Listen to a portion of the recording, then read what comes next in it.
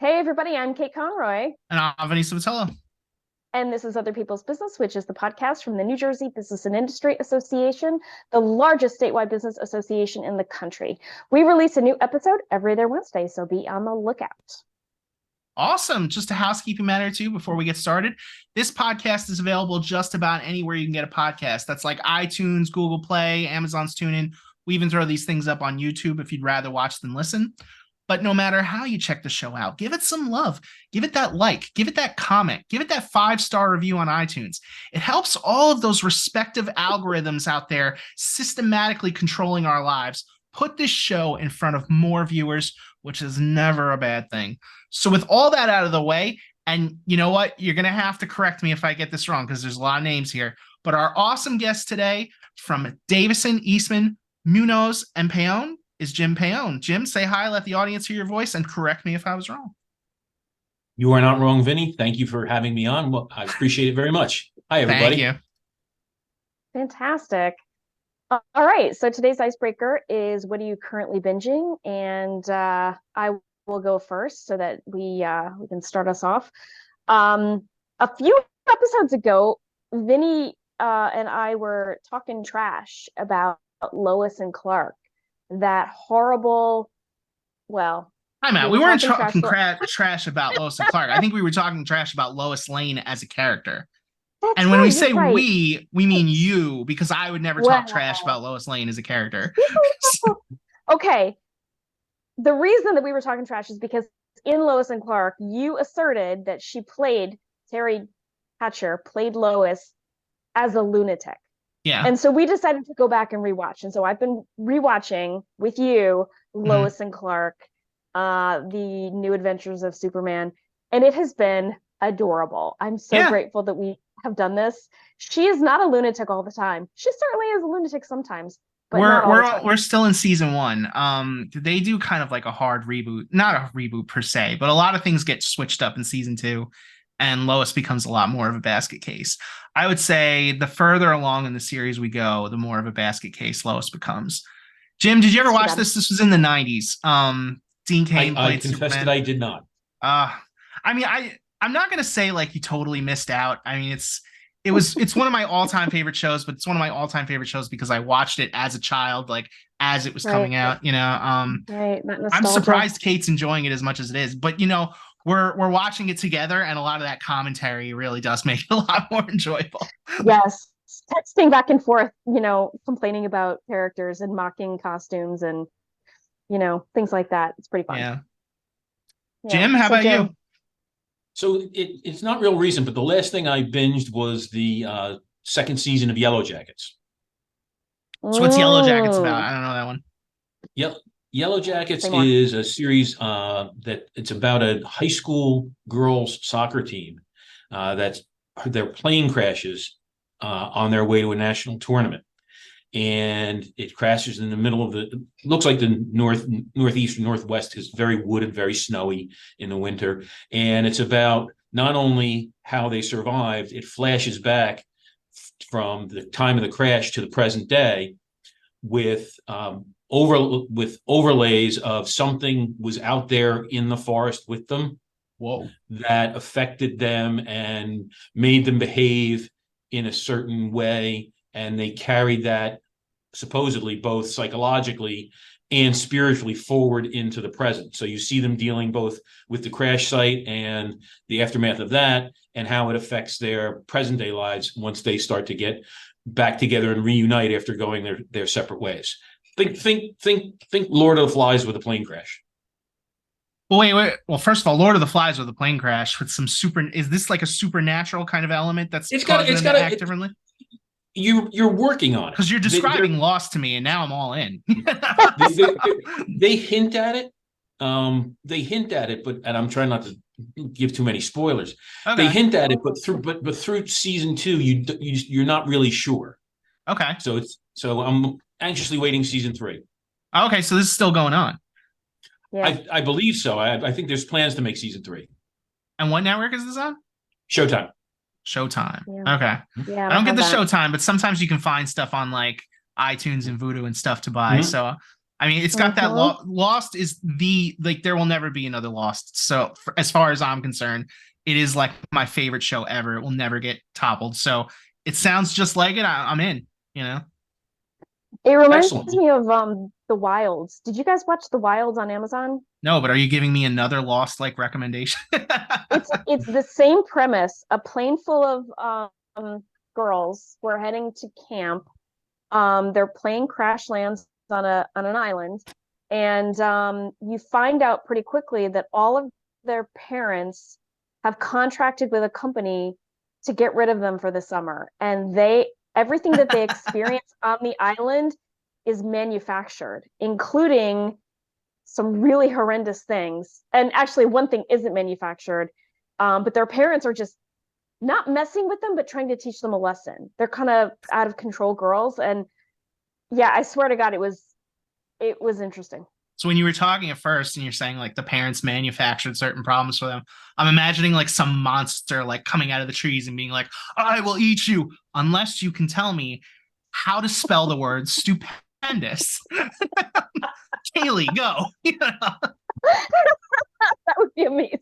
It would. Probably not great parenting. I mean, it would be something for my kid to talk about in therapy forever. You know, like a lot of times I think like people are maybe a little too hard on their parents.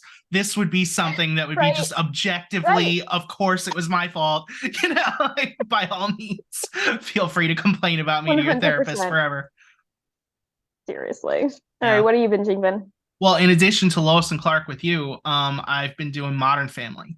Modern Family was always a show that I would watch, like, you know, if it was on, I was flipping through the channels, I wouldn't turn it off, but I never sought out to like watch it, never recorded it, never like, you know, watched a full episode probably. But I always liked it. And so I was looking for something to eat one night or watch one night while I was eating.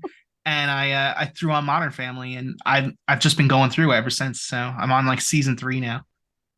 That is such a solid show. Jim, have you ever watched Modern Family? I have not. It's worth it. It's so funny. I mean, it's just so funny. It is. It's so consistently funny. Oh my gosh. And there's so many different kinds of characters that the humor is so varied. Like, you know, no matter what your definition of funny is, there's a character that's delivering that kind of humor, you know, so it's great. That's right. It is. It's fantastic. So, Jim, tell me what you do at hold on, Davison, Eastman, Munoz, and Paone. I got that one without even reading. Did I leave anyone out? You did not. Right, you did not. Well done. You did not. I am the managing partner of the firm. My specialty is commercial and construction litigation. I'm a certified civil trial attorney, which means my passion is going to court and trying cases. So my task is to help my clients get through whatever problems they have. You know, when it's on fire, it lands in my office. So that's I like that. You're the person they go to in the clutch. Okay.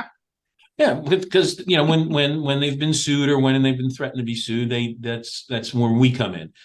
You know, so that's my background. I've been doing this for 33 years, and so that's where I come from. And I chair the business law department at the firm. Like I said, I help manage the firm, run the day-to-day operations of the firm, and sort of make sure the engine runs smoothly all the time. Okay, that's fantastic. Sorry, Ben, go ahead. I was going to say, before we started, I went to the website and I was looking around just to see kind of what kind of law firm you were. And the first thing that pops up, and I might even be able to read it word for word because I think I still have the website up.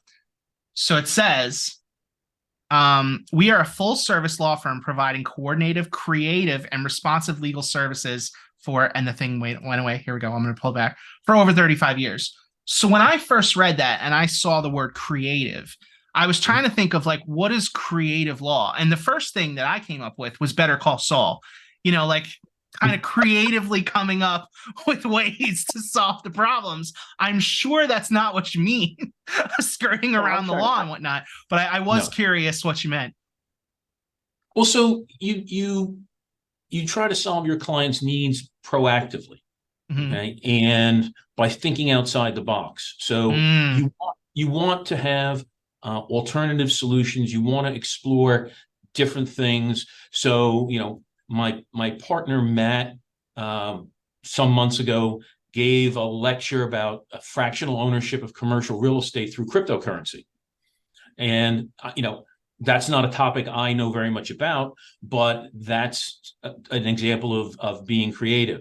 An example of being creative is having a multidisciplined approach to the client's problem, so that if you think you need me, but you really don't need me, you need me to help you get in touch with somebody else at this firm who's better suited to solve your problem, then I want to be creative and have those people work with me to help solve your problem.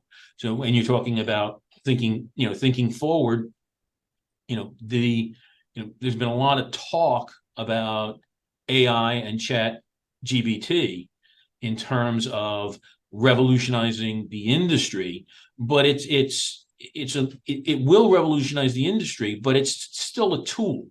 Okay, in the same way the progression went from the typewriter to the fax machine to email to the internet to Zoom. They're all tools that you become familiar with and can help you solve your problems. But in the end, you're still going to need, at least in my opinion, you're still going to need a lawyer and a human being to sift through that, make sure it's accurate, and to provide what I think the tools help inform you to provide, which is an opinion and a strategy about where your clients want to go. And so that's what I mean by being creative.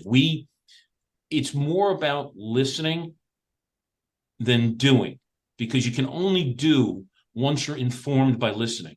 And the creative process starts with the interaction with the client and the collaborative effort of the people in this building.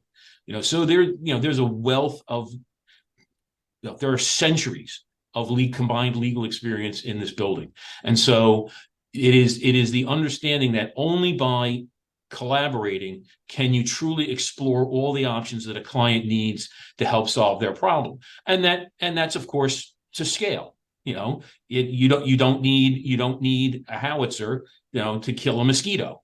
So, but isn't it more fun?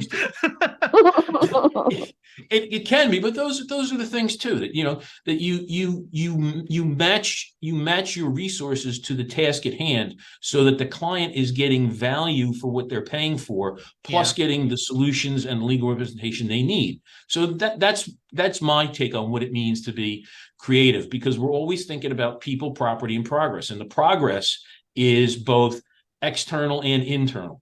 The law is a profession where you never stop learning. The new cases come out, new laws are passed, and when you're faced with those things, and your client comes to you with a problem that involves something that's never been tested before or hasn't been around a long time, that's where your creativity in helping them solve their issues comes in. So it's a constantly evolving process, and that's what I mean by being creative. The law firm has to constantly evolve with the changing atmosphere and landscape that we're faced with. I do like that you said it's not so much about like they need me to tell them who they need, because sometimes like the client might go directly to you when really I don't know what your hourly rate might be, but having you talk to them for 3 hours might be a lot more expensive than you saying, hey, you know what, you need this guy or this resource that's a lot cheaper, and we're not going to waste your time and money just like that. And that goes into managing the expectations, helping the client. Yes, that does in fact happen. You will look at a problem and find the right person to fix it, because part of my job, and part of every person who has control over a file, is to manage the dollars, because a dollar is worth a dollar, whether it comes from General Motors or the mom and pop hobby store on the corner. So you have to manage those finances, those resources, because the client's expecting not only excellent legal service, they're expecting value. And so you have to think about those things when you're talking about that, and that's part of communicating with the client. That, like I said, you can't do until you listen.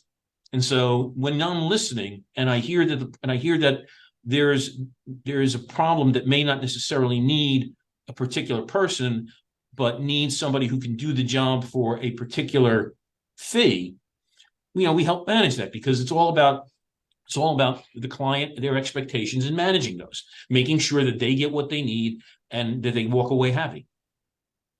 Hey, you had a question when I was first answering. What?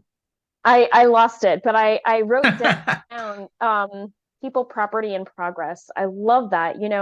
I think that, well, maybe this is just me, but I think that a lot of people think of law firms that have been around a long time as maybe old-fashioned and stodgy and stuffy, and the fact that you embrace progress and as much as you do, I think that that's really refreshing. And I mean, I love that you use that word. I think that's amazing. Well, I appreciate that, and I think we get a reputation, especially for law firms that have been around a while, for that, because one of the things we do is manage risk, and Right. that leads you to places where you're assessing what the potential problems are, what the potential downsides are, what the potential upsides are, and you're counseling your client on what's the best thing to do. And most people are risk adverse. Okay, most people will say, I don't want to be in a position where I have a significant financial risk, or I have a significant risk to my business operations. So if I'm producing a certain product, or I have a certain manufacturing, or I provide a certain service, you spend a lot of time building your business. You spend a lot of time working at it to make it profitable.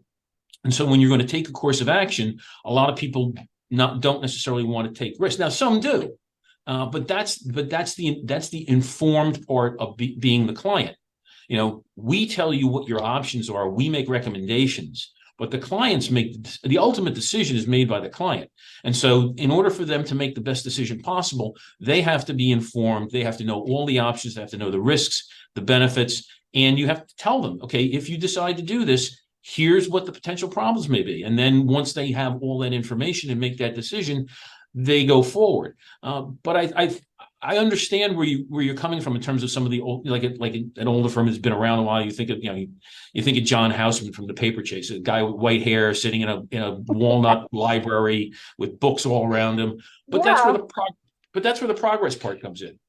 Okay, there's a lot more going on looking forward in the law than looking backward.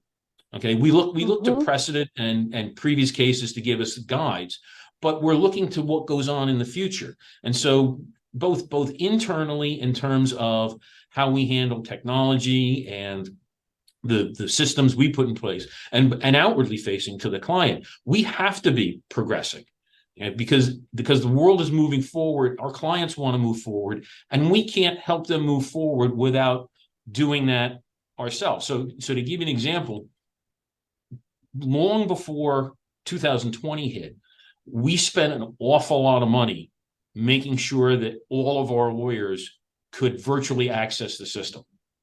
Okay, and that was because we saw that as a tool to better serve our clients.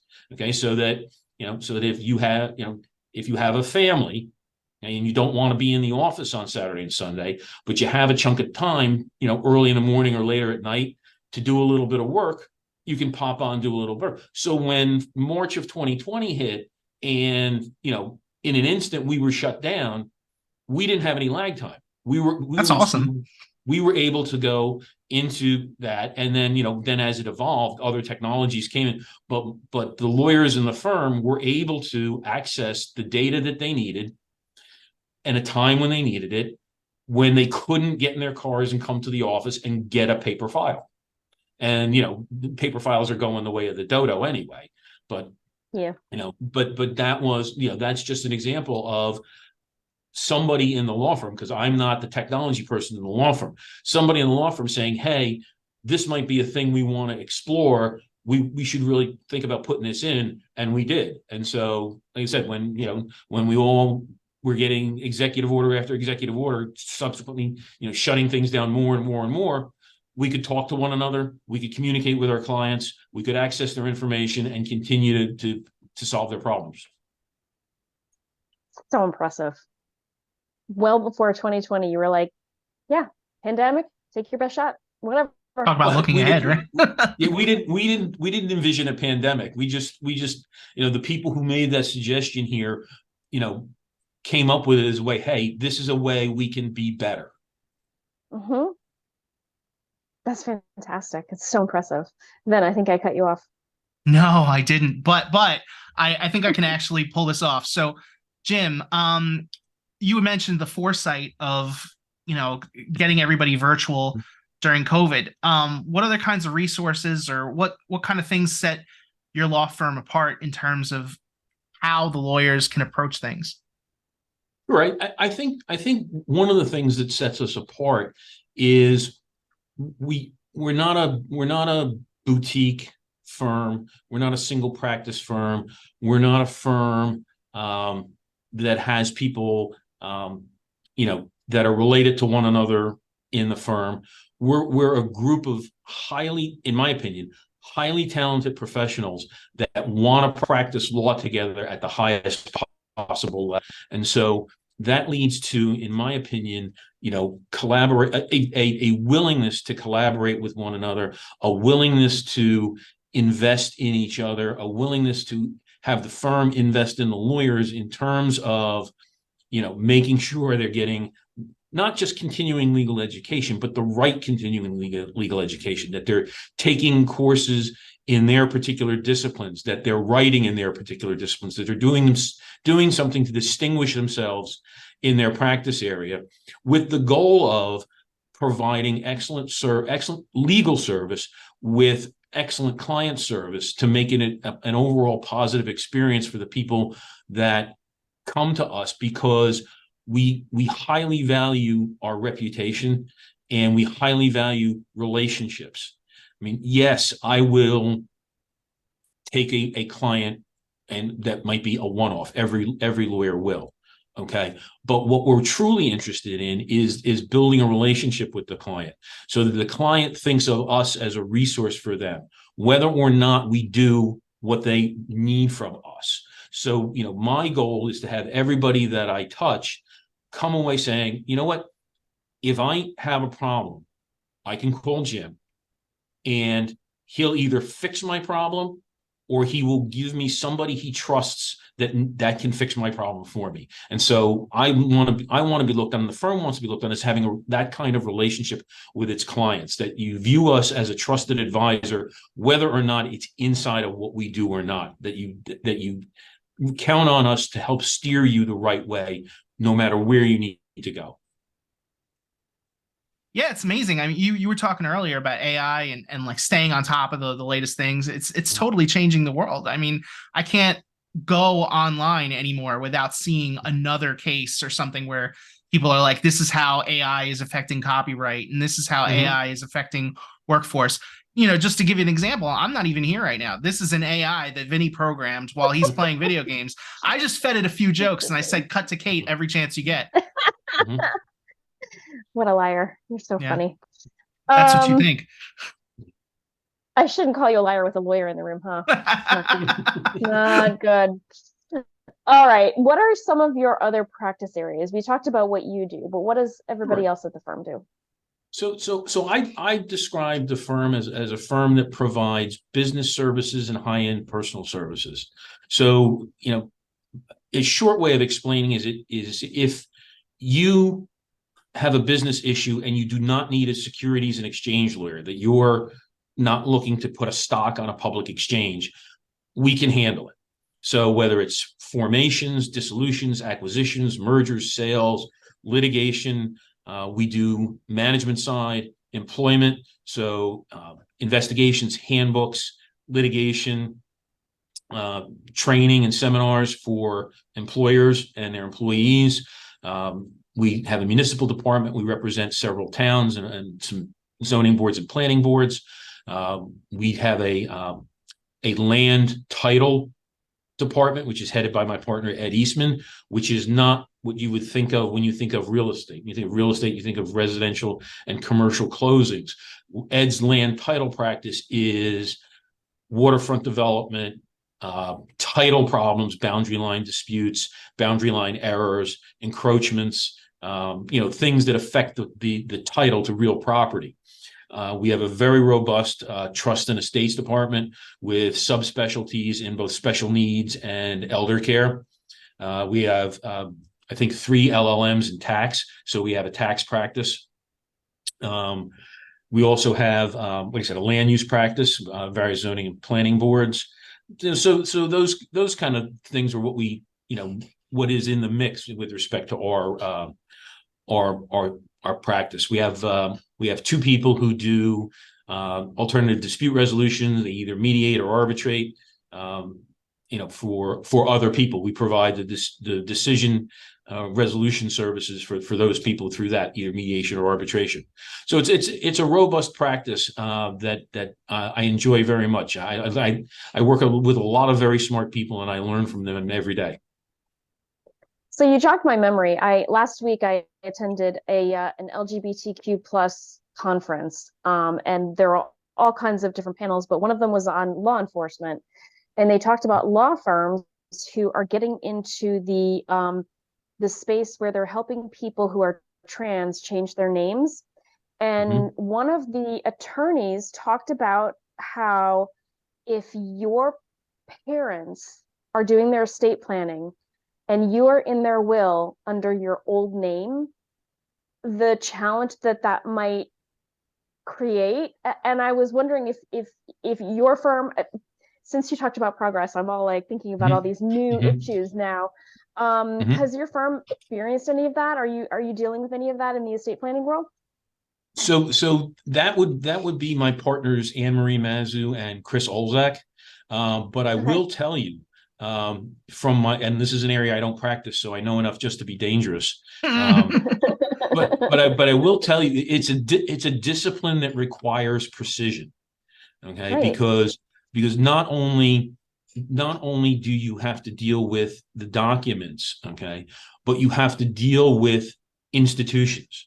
So while you may have a trans person who's changed their name or changed their gender through whatever process to get that legally done, okay, you still at some point have to go to a life insurance company, have to go to a bank and prove to them that you are in fact the person who has been left this money and or whatever, whether it's property or, and like I said, I have no personal experience with it.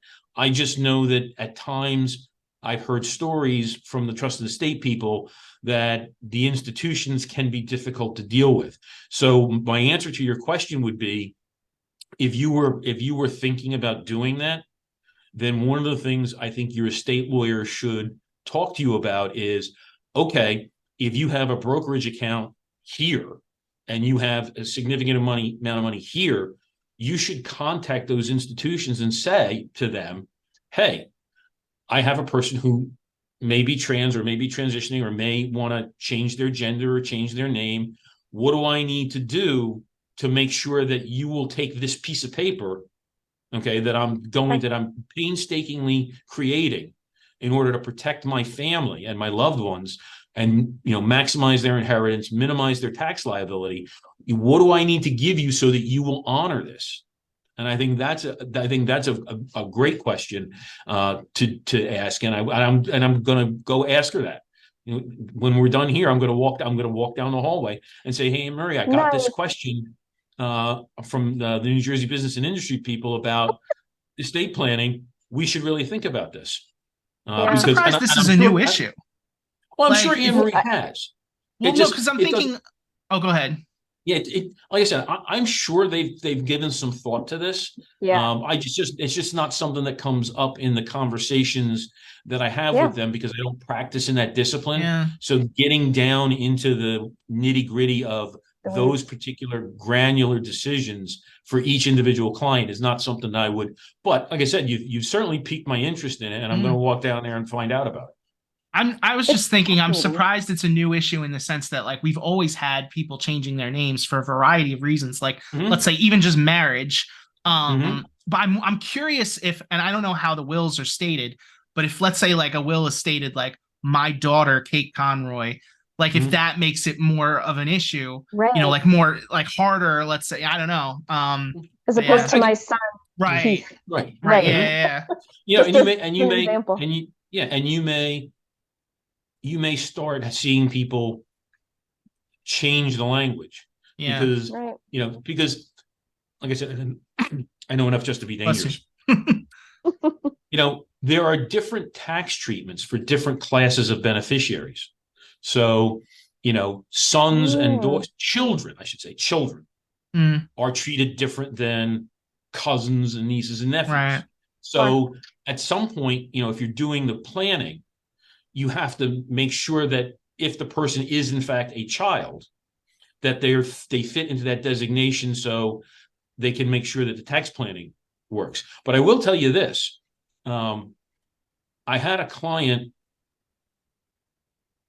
who back in the 70s changed her name and couldn't renew her driver's license because there were different names on different things.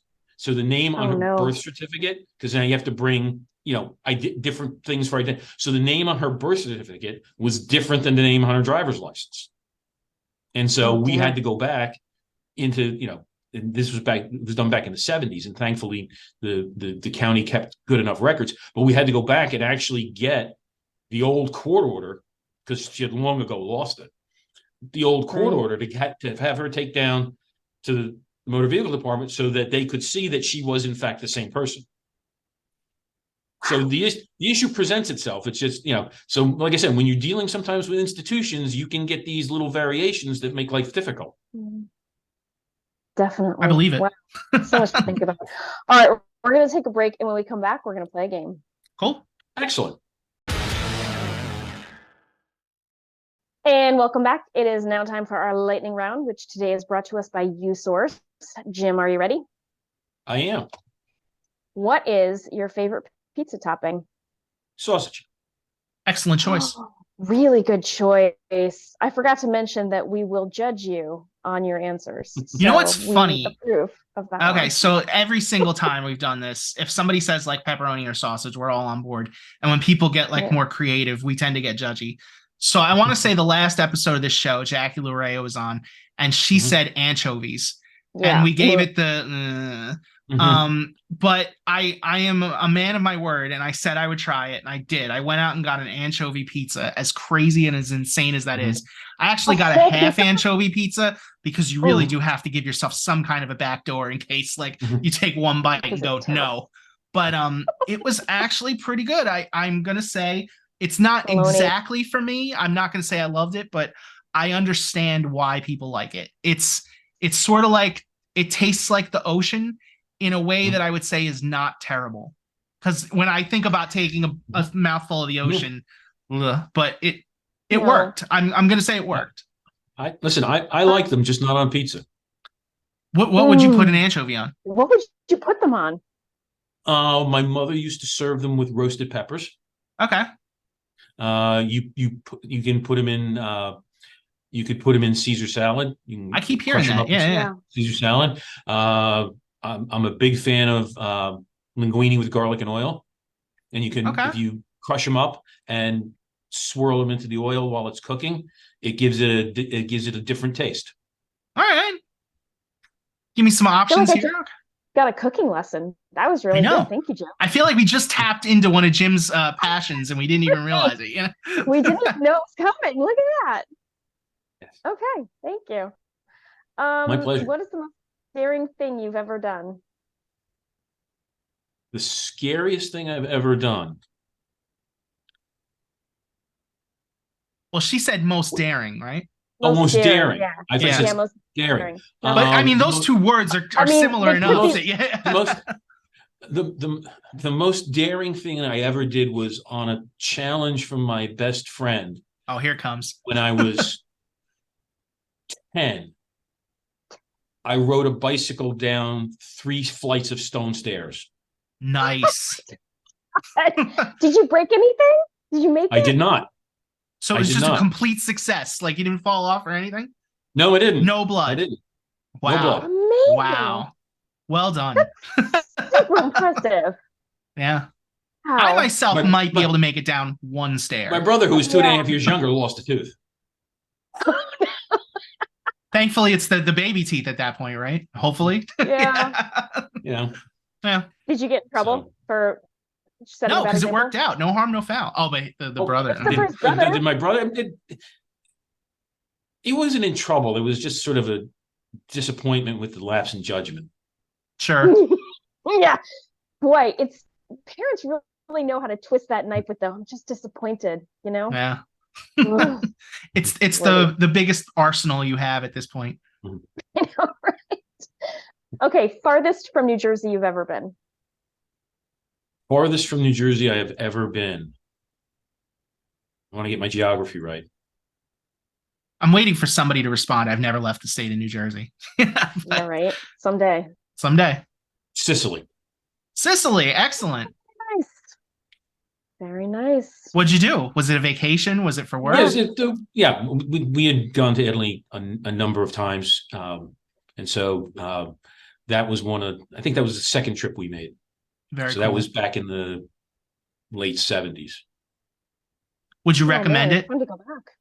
I would recommend it, except that we went in August. Ooh, And is it warm in August? Forgive me, I am Italian, but I don't know the seasons in Italy. It is insanely hot. Insanely hot. Okay. In August. So Like I would recommend it in March.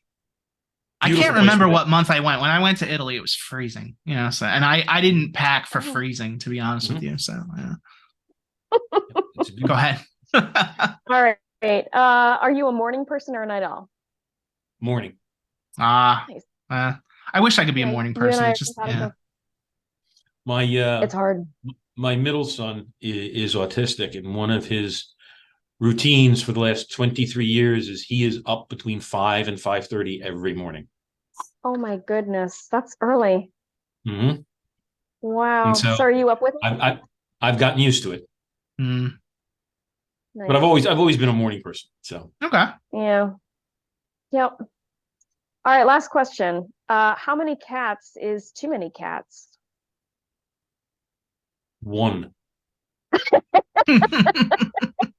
I love it. Fair enough.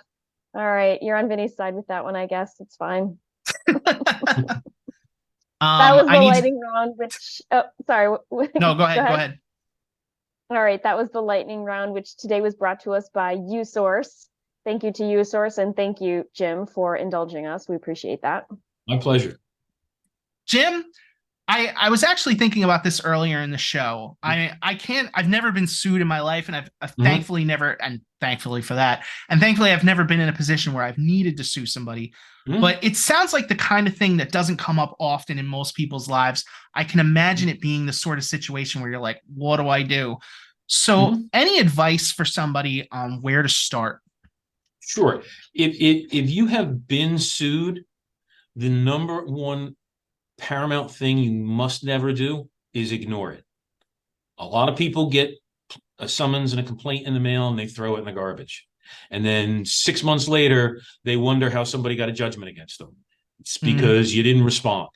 And so if you get anything from a court that says that there's a claim against you, and I'm talking about a piece of civil litigation. When you say sued, I'm talking about a piece of civil litigation. You should do two things. Okay. The first thing you should do is send it to whatever insurance carriers you have, on the chance that you will be covered for it. In which case, if you are covered for it, the carrier will provide you with a lawyer and a defense and indemnity, which is they will pay, if covered, any judgment that's entered against you up to the limits of liability. Second thing is call a lawyer. Okay. And you know, that's the two things. Like I said, the absolute no is ignoring it, because only bad things can happen if you ignore it. Well, wait. I have a couple questions. So when you say insurance, are we talking about, like, if I was in a car accident, I would send it to the auto insurance. If maybe somebody slipped on my property, I would send it to like the home insurance. But other than that, there's no like litigation insurance that I need to be aware of, right? Well, there's no, when you say litigation insurance, so for example, if you're a business, okay, you're going to have a commercial general liability policy. You're going to have a workers' compensation policy if you have employees. If you have employees, you're going to have EPLI, which is employment practices coverage. So if you get sued, okay, yes, you should have those things. And one of the things we talk about when people come to us to form businesses and to start businesses is, okay, what are you going to do? Are you going to have a physical location? And what insurances do you need to protect yourself in the event that these things happen? So yes, on the individual side, it's most likely a car accident, someone gets hurt in your home, the neighbor's kid breaks his arm on the swing set in the backyard. The people you have people working at the house, they get injured. Your homeowner's policy will probably cover all that. With respect to businesses, we talk about what it is you're doing, what risks, going back to where we first started this conversation, what risks are you undertaking? So if you own property, customers will be coming in and out, employees will be coming in and out, delivery people will be coming in and out. So, you insure yourself against those risks. So the answer to your question is, yeah, when you get something like that says, you're a defendant, you absolutely need to submit it to your insurance company. And, you have, in most instances, a 35-day window to respond. So, doing something when you get served is important. When you get served, is it like it is? I mean, I only know of the TV and the movies where somebody has to physically hand you something and say you've been served. When we say ignore, is because there's a lot of times stuff comes in the mail and I'm like, this can't be real. It depends. Okay. So generally in New Jersey, you need personal service. A process server comes to your house and hands you a summons and complaint. And that's what it'll be. There'll be two documents. There will be a summons that basically starts out with saying you are being sued, and a complaint, which is the lawsuit itself. Okay. But in some of the courts of limited jurisdiction, which would be the special civil part and the small claims part, okay, service is generally by mail. Okay, so if the claim is less than a certain dollar amount, I believe in the special civil part, it's $20,000. So if you're being sued for a debt that you have, okay, you didn't pay a medical bill, you didn't pay your credit card bill, okay, if it's less than that jurisdictional amount, you're going to get something in the mail, okay, that is going to have the summons and complaint, but it's basically going to say you're being sued. So, like I said, don't ignore it. The worst that can happen is you can pick up the phone, call somebody like me, say, hey, this happened. And I will say, you know what? Give me the names, because I have to run a conflict check to make sure that there's no conflicts for the firm. And then email it to me. I'll take a peek at it and I'll call you back. You're giving me a nice and easy segue here, actually, because my next question was going to be, how do people get a hold of the firm if they feel like they need their services? Sure. A number of different ways. The phone number is 732-462-7170. The website is www.respondlaw.com. We're on LinkedIn.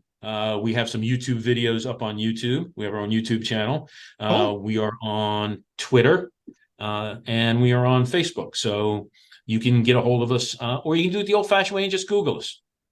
Very, very cool. Nice. But we're out there. If you're looking for us, you can find us. I think that's correct. Yeah. I think that's our show. Thank you to our listeners, especially the subscribers. We really appreciate the support. And thank you to Jim Paone, the managing partner of Davison, Eastman, Munoz, and Paone, for joining us today. It was a real pleasure. Thank you. Thank you both very much. I enjoyed it. Thanks for having me. Thank you for coming. All right. We'll see you next time. Bye.